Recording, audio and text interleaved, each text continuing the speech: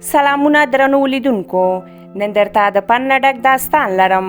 تمه ده تر پای وګورئ او زموږ چینل در سره سبسکرایب کړئ. پخوا زمانه کې یو سړی توتي ساتلی و.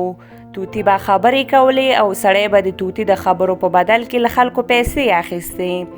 یوه ورځ یو نیک سړی له هغې لارې تېرېده. توتي پرې غږ وکړ: ای ما د دغې سړي له بنده خلاص کړه.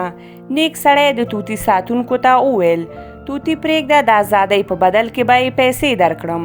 خو سړی ونه منله.